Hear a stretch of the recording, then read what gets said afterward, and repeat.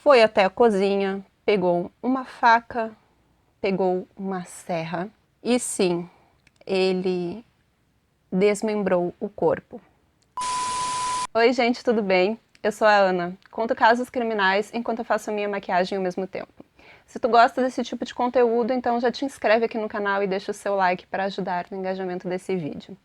O caso de hoje é um pedido da Letícia Rodrigues, minha amiga, e é sobre o assassino que inspirou aí o filme Bar Luva Dourada. Eu li por aí que esse filme é um dos mais perturbadores da história do cinema, super violento e, enfim. Eu não assisti, mas tá aí a capa do filme, a foto do filme, alguma coisa que eu achar dele pra vocês. E ele é bem conhecido por causa do assassino que tem um rosto bem, digamos assim, característico. A história dele é bem interessante? Bom, é. Vou contar pra vocês depois da vinheta.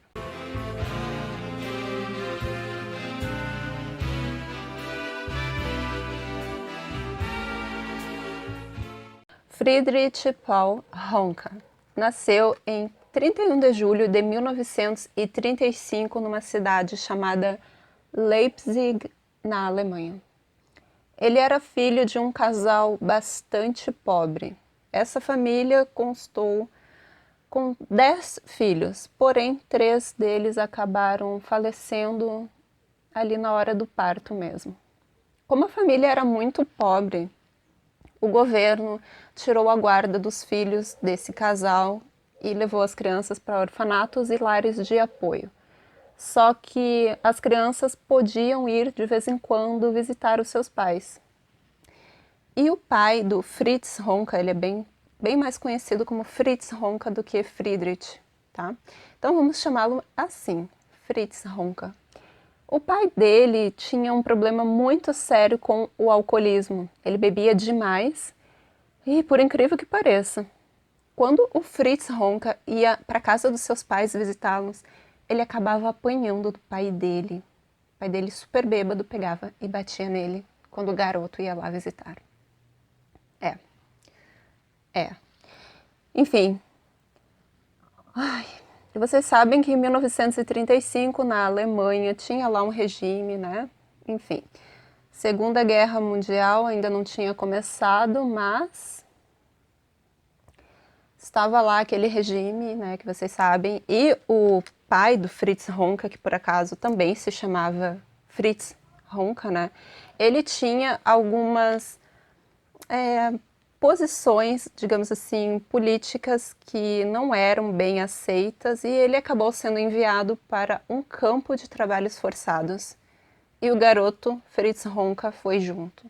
E lá eles ficaram muito tempo mesmo, sabe? Eles ficaram até o final da Segunda Guerra Mundial. Então eles foram libertos ali em 1945. Depois de ter passado por isso, o pai do Fritz começou a beber muito mais do que ele já bebia antes de entrar no campo de trabalhos forçados. É que eu não posso falar outro nome, senão já sabem, né? Para o YouTube esse tempo aqui nem existiu, então não dá nem para falar. Enfim, quando ele saiu do campo, eles foram, né, libertos, ele começou a beber muito mais e acabou falecendo por conta disso. Nessa época, o Fritz Honka já estava morando na casa dos seus pais e estava fazendo um curso de alvenaria.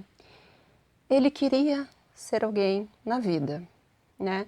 Só que ele teve uma alergia a cimento e decidiu que ele ia largar tudo aquilo ali.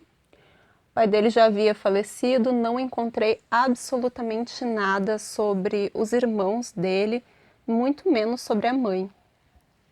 Só que depois que ele teve aí essa alergia, que ele descobriu que não poderia trabalhar com alvenaria, ele foi para o norte da Alemanha e encontrou um emprego como trabalhador rural.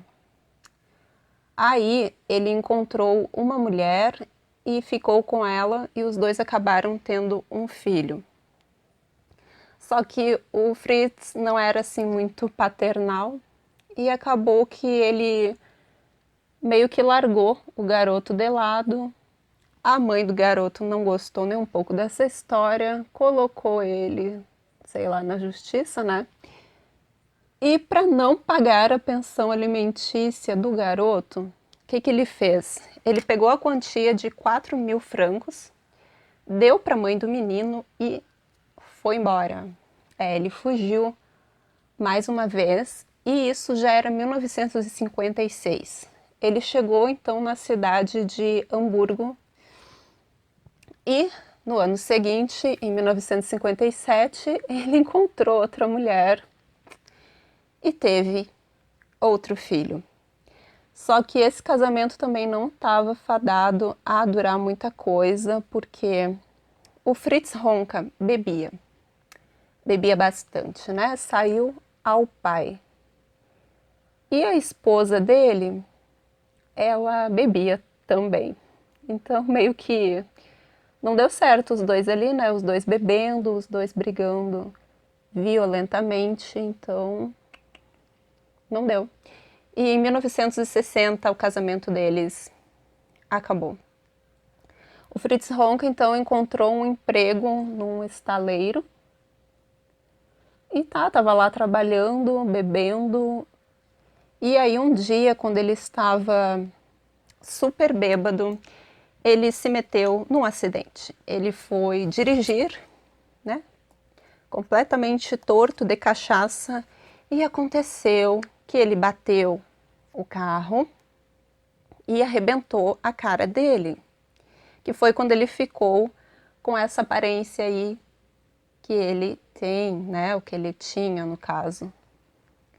Nesse acidente ele quebrou o nariz e ficou com problemas de fala. Parece que ele já era gago, ele tinha um problema de gagueira, mas não era assim uma coisa muito, sabe, que chamasse muita atenção, uma coisa que fosse realmente importante. Mas depois do acidente, ele ficou com um problema muito mais sério de fala, então eu imagino que essa gagueira foi elevada, né? Ficou bem mais séria, e ele ficou tendo tiques nervosos também. Estrábico, ele já era, né? Ele nasceu assim. E pelo que eu li, isso acabou que fez com que ele se sentisse pior ainda do que ele já se sentia, porque ele não gostava da aparência dele, ele tinha uma autoestima muito baixa, porque ele já não gostava, né, de ser uma pessoa diferente, que ele tinha o estrabismo, ele se considerava muito baixo, ele tinha 1,65 m, enfim, acabou com a autoestima dele, né? Mas em 1967, por incrível que pareça, ele voltou com aquela esposa dele lá e eles casaram-se novamente. Só que dessa vez acabou sendo pior do que a primeira vez, porque eles brigavam violentamente. Dessa vez, assim, o negócio era tão violento entre eles que os vizinhos mesmos acabavam por chamar a polícia para acabar com as discussões deles, sabe? Então, deu certo? Não, não deu certo, e acabou que eles se divorciaram de novo. Divorciaram de novo. Bom, então acabou o casamento mais uma vez com a mesma pessoa, e eu não achei absolutamente nada a respeito do filho que eles tiveram também. E olha que eu li coisa pra caramba. É sério, gente, eu leio muitos sites, eu leio muitas matérias e eu não achei nada. Nada a respeito desse filho aí que eles tiveram. E enfim. Então, depois que eles se divorciaram, essa esposa, né, ex-esposa no caso, acaba sumindo, né? Não acha mais nada sobre ela, nem sobre o filho. Aquele primeiro filho também, ele perdeu completamente o contato e não se sabe nada dele. Aí, depois que ele se divorciou, ele foi morar em um apartamento em uma zona lá de Hamburgo que é conhecida por ser um lugar assim sei lá, interessante, assim, para as pessoas que gostam de uma bagunça, sabe? Marie, não vai pular aí, Marie, por favor. A Marie chegou. Enfim, é conhecido por lá como o Distrito da Luz Vermelha. Pois é, né, gente? É um lugar chamado, Distrito da Luz Vermelha, a gente já sabe. Inferninhos. Bom, essa zona aí, como eu falei pra vocês, era a zona dos inferninhos, né? Ai, o Distrito da Luz Vermelha. E, como o filme, né, já diz, Bar Luva Dourada, tinha um pub aí nesse local, que existe até hoje, inclusive, que o Fritz adorava frequentar, chamado, é claro, Luva Dourada, né? Ele frequentava esse pub direto para poder beber bastante, porque ele era extremamente viciado em álcool. E o que tinha também por ali que o interessava bastante? Tinha bastante profissionais do sexo oferecendo seus serviços, né? Enfim, só que tinha uma coisa aí na vida do Fritz que era assim, ele já era meio doido da cabeça, eu acho que isso fazia com que ele fosse mais ainda, né? Enfim, eu imagino que seja pela aparência dele, mas não era toda profissional do sexo que aceitava,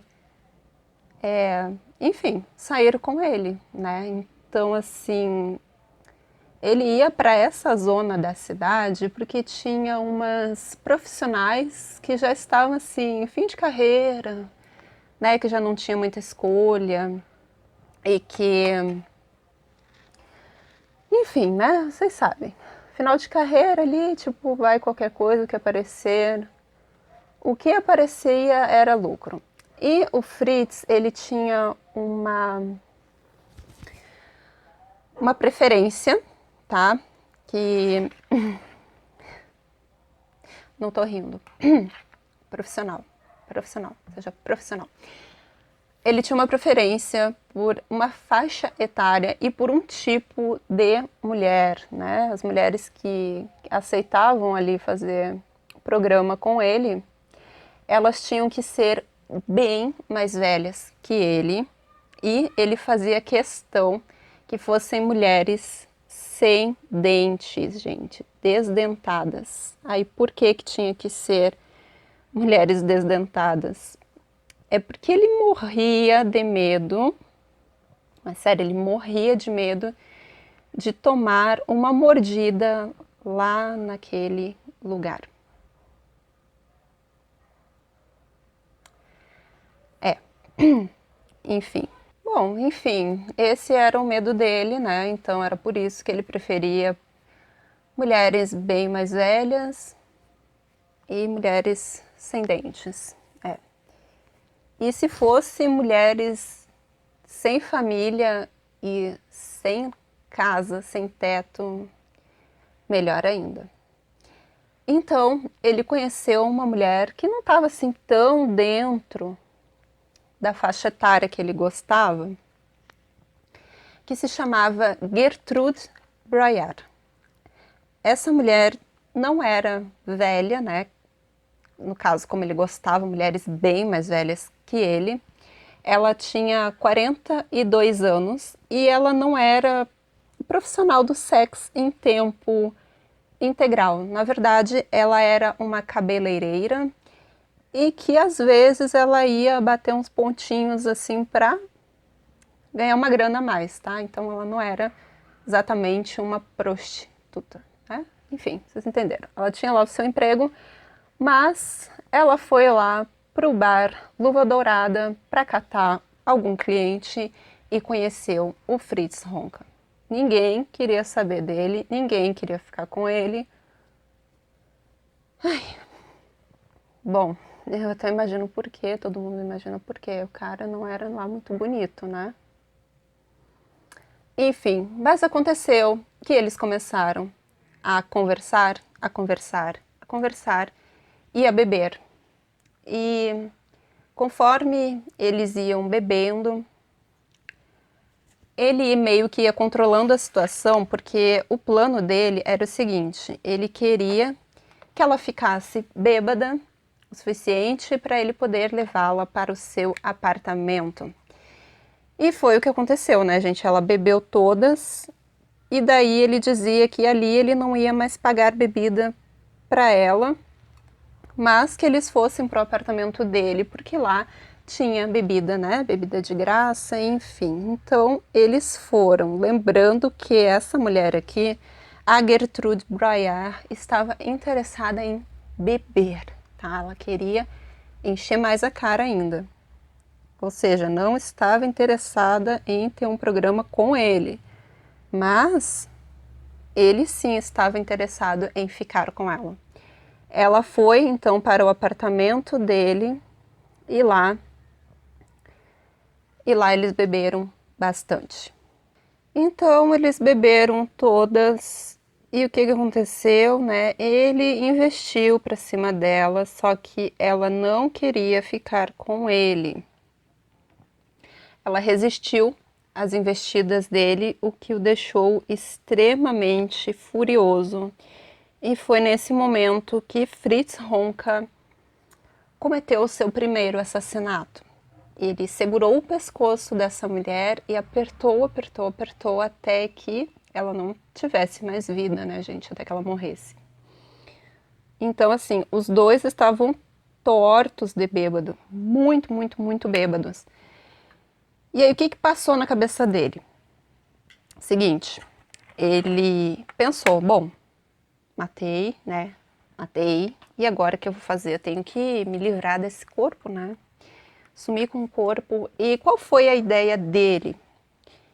Ele pegou, colocou uma lona e um lençol no meio da sala e arrastou o corpo da Gertrude para cima dele. Foi até a cozinha, pegou uma faca, pegou uma serra e sim, ele desmembrou o corpo. Mas, olha só como ele fez. Ele cortou os braços, cortou as pernas, mas deixou ali o torso e a cabeça. Então ele pegou sacos de lixo preto, colocou as pernas e os braços, né, as partes ali do corpo que ele tinha cortado, e colocou em uma mala, gente. Colocou em uma mala e saiu pela vizinhança distribuindo os sacos com as partes do corpo da mulher. Nossa. Tá, foi isso que ele fez. E aí, quando ele voltou para o seu apartamento, o que que tinha lá? Tinha o resto do corpo, né? Que ele não conseguiu carregar porque era muito pesado e porque ele estava torto de bêbado. Mas conseguia raciocinar o suficiente para desmembrar um corpo, saber que matou e para se livrar do corpo, né? Eu tô dizendo isso porque na hora da condenação, vocês não vão acreditar, não vão acreditar. Mas enfim, vamos lá. Aí ele não conseguiu exatamente se livrar de todo o corpo. Aí o que que tinha nesse apartamento dele? Tinha uma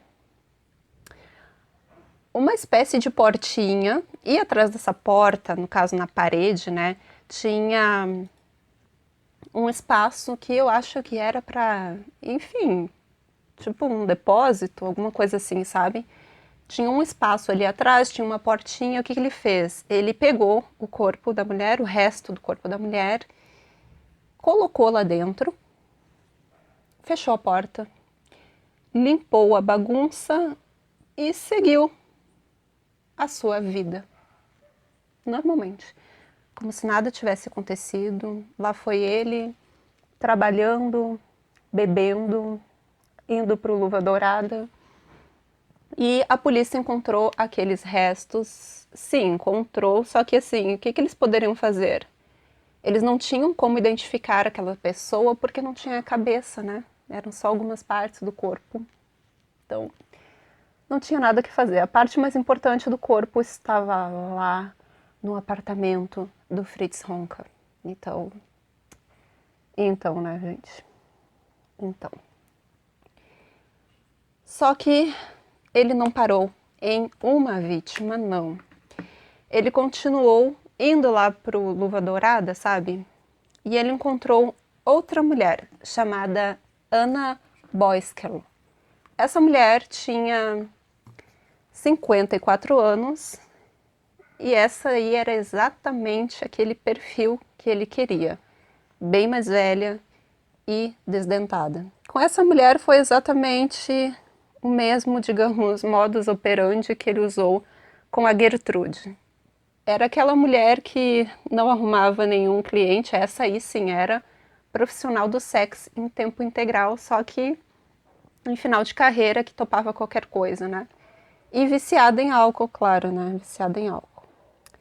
Aí ele foi lá, como ela era uma das únicas mulheres que aceitava, né, sair com ele, ofereceu um monte de bebida, ela bebeu pra caramba, e aí ele veio com aquela, agora vamos lá pra casa, que lá pra casa tem mais bebida pra ti. Levou a mulher pra lá. Começaram a beber. E beberam, e beberam, e beberam. Essa daí aceitou dormir com ele, né? Aceitou ir pra cama com ele. Só que... Ai, eu sou muito inocente pra falar dessas coisas, gente. Ai, não vou rir, não.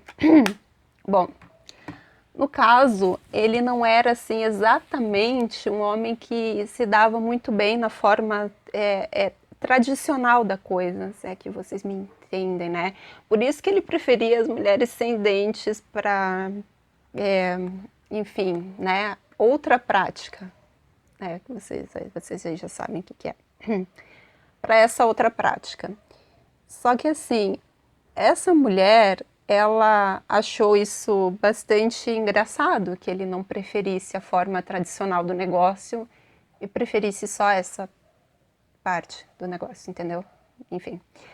E ela começou a tirar sarro dele, ela riu dele, e isso foi o estopim para que ela perdesse a sua vida exatamente do mesmo modo que a Gertrude Broyar já tinha perdido a vida dela algumas semanas antes.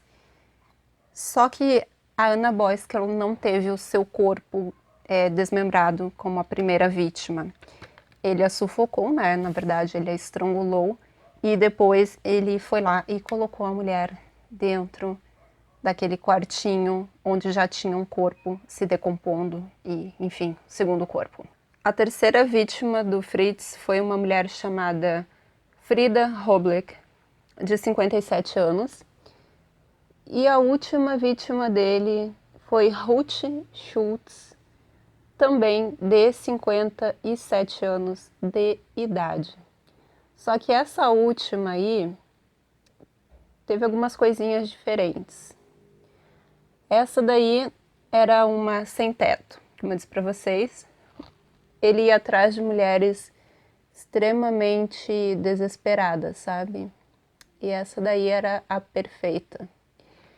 Ela não tinha onde morar, foi lá ficar com ele, né, beber e tal. E ela tentou roubar, né, o estopim da morte dessa mulher. Foi que ela tentou roubar uma quantia lá dele, de mais ou menos 400 francos, e isso aí foi o que fez com que o Fritz a matasse. Nessa altura, o compartimento secreto ali da parede já tinha 4 corpos em decomposição. Aí, o que acontece com os corpos, né, gente? Quando as pessoas morrem, decompõem, o corpo decompõe e fica com um cheiro horroroso, né? É lógico. Então, aquele cheiro de corpos se decompondo estava se espalhando pelo prédio inteiro. Então, vocês imaginam o horror que era aquilo. Aí, o que ele fazia para tentar disfarçar o cheiro? Ele enchia o apartamento dele com aquelas árvores de incenso que a gente via muito nos filmes dos anos 90, sabe? aqueles pinheirinhos verdinhos que apareciam pendurados nos retrovisores dos carros. Vocês lembram? Eu via muito isso nos filmes. E aquilo ali vai soltando ali um cheirinho, né, de pinheiro, enfim. Ele enchia o apartamento dele com aquilo dali e colocava dentro, lá do compartimento onde estavam os corpos também. E ele gastava cerca de 1 vidro de perfume por dia, passando no chão e nas paredes e nos móveis para tentar disfarçar o odor. Ai, aí imagina, né, gente? Imagina o odor daquilo. Cadáveres em decomposição e misturado ali com um cheiro de perfume, né? Ai, nossa, que horror. O cara era assim muito psicopata. Misericórdia. Que horror. Aí os vizinhos ficavam procurando, gente, da onde tá vindo esse cheiro horroroso? Da onde? Ele ficava dizendo para os vizinhos que a culpa era dos vizinhos lá do térreo, porque eles tinham um restaurante de comida grega. E o Fritz ficava dizendo para todo mundo que eles não descartavam o lixo direito, que eles não descartavam ali os restos de alimentos, e aquilo ali era que gerava aquele cheiro horroroso. E não sei se a galera meio que acreditava, mas o que eles iam pensar também, né? O que as pessoas iam acreditar? Olha, eu acho que o meu vizinho tem um monte de corpos se decompondo dentro do apartamento dele, tá? Não, né? Eu imagino que as pessoas não pensavam isso e, enfim. E ele foi se safando. Ele fez isso de 1972 até 1975. Ai, que horror. Imagina o cheiro disso. Ai, enfim. E aí, como é que ele foi pego? Como esse homem horroroso, psicopata, frio e... Ui, que dá medo até. Ah, não, dá medo, né? Enfim, como que ele foi pego? Foi assim, uma coisa do destino. Ele estava trabalhando, né? Não tinha chegado em casa ainda, quando o prédio que ele morava começou a pegar fogo. E começou a pegar fogo lá do último andar, que era onde ele morava. Foi um incêndio no teto do prédio. E aí os bombeiros acharam melhor subirem lá e começarem a apagar o incêndio de cima para baixo. Tá? Foram lá, estavam lá fazendo o seu trabalho e aí eu manchei a minha maquiagem. Bom, consertei aqui o que eu fiz, né? Então, gente, como hoje eu não vou usar cílios postiços, eu vou investir aqui num rímel. Ai, voltando para a história, lá estavam os bombeiros apagando o fogo quando eles sentiram aquele cheiro horroroso. E o que eles acharam melhor? Quando um dos homens da equipe simplesmente saiu vomitando do prédio, eles acharam melhor contar para a polícia. E lá foi a polícia. Tava chegando o seu Fritz Ronca do seu trabalho e olhou o prédio lá pegando fogo. E aí ele já imaginou, né? Me lasquei. Já tinham dito quem é que morava lá naquele apartamento, que estava saindo aquele cheiro. E os policiais, né, pediram ali a colaboração dele, se ele poderia abrir o apartamento para que eles olhassem, né? Enfim. E lá foram. Quando eles entraram no apartamento, gente, era uma nojeira aquele apartamento, uma coisa nojenta. Tudo sujo, sabe? Sujeira para tudo quanto é lado. Um apartamento com uma das paredes, esse cara era tão nojento, tão tarado, que uma das paredes era completamente cobertas com fotos de mulheres seminuas e tinha revistas pornográficas para tudo que é lado, assim, uma nojeira. E tinha bonecas também, muitas bonecas infantis. Isso eu não encontrei em lugar nenhum, mas É extremamente preocupante, né? Tinha bonecas pra todo lugar, sujeira pra todo lugar, revista pornográfica e... enfim, uma nojeira. Esse cara era um podre, um nojento, um asqueroso. Enfim. Aí a polícia, claro que chegou lá, no lugar onde ele tinha os corpos, e encontrou lá o que restou, na verdade, né, gente, daqueles corpos, enfim. E é claro que ele foi preso, né? Foi preso. E aí a polícia pôde identificar a Gertrude Broyar, que era a pessoa que estava sendo procurada, porque as outras não tinham família, né? Então, por que que era vítima perfeita para o Fritz, né? Por que que ele queria essas mulheres? Porque ninguém ia procurar por elas, gente. Ninguém ia procurar por elas. É por isso que ele queria esse perfil. Mas enfim, eles acharam ali as pessoas, as mulheres, no caso, né? Identificaram e o Fritz Honka foi preso. No ano seguinte, ele foi a julgamento e eu fiquei assim, o quê? Como é que pode? Como é que isso aconteceu, gente? Não é possível. Ele foi julgado por apenas um assassinato.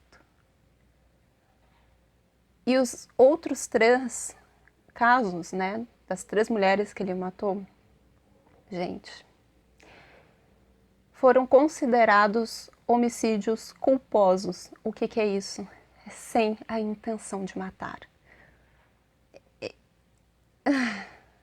Ele estrangulou essas pessoas, ele escondeu os corpos e, tipo, não foi intenção nenhuma de matar, ele não era um assassino. Eu fiquei besta com isso. Como é que pode? E a explicação que eu encontrei foi que pegaram muito leve com ele porque ele cometeu os crimes sob a influência de álcool. Então, porque ele estava super bêbado, pegaram leve com ele, deram só ali um assassinato na ficha e os outros... Porque ele contou que ele não lembrava de nada, né? Não lembrava de nada, que uma vez ele simplesmente acordou e tinha um cadáver ao lado dele na cama. E ele pegou uma pena que foi assim ridícula, ele pegou 15 anos de cadeia? Não, não foi de cadeia. Ele pegou 15 anos numa clínica psiquiátrica. Aí depois, nos anos 90, ele saiu dessa clínica psiquiátrica e foi para um lar de idosos, ele mudou o nome e ele continuou ali a sua vida calmamente e pleno, como se não fosse um assassino, um psicopata, um serial killer perigosíssimo. E ali ele terminou a vida dele, ele faleceu e viveu ali os últimos anos da sua vida super bem, super tranquilo. Enfim, essa é a história dele, pegaram leve com ele porque ele era um bêbado. Olha, eu nunca tinha visto isso, tantos casos que eu leio de crimes e eu nunca vi uma coisa dessas. Ai, vamos pegar leve contigo porque tu tava bêbado quando matou. Ai, gente, que absurdo. É cada uma que, olha. Enfim, essa foi a história do assassino que inspirou o filme Bar Luva Dourada. Contem aqui pra mim nos comentários se vocês já conheciam essa história, o que vocês acharam de tudo isso, o que vocês acharam aí da história dele, que vocês sabem, eu adoro ficar lendo os comentários de vocês e respondendo, e isso é muito importante, tá bom? Então, nos vemos na próxima semana, aqui nesse mesmo canal, nesse mesmo horário. Se cuidem aí fora, sempre tomem boas decisões, tá bom? Nos vemos então semana que vem. Tchau!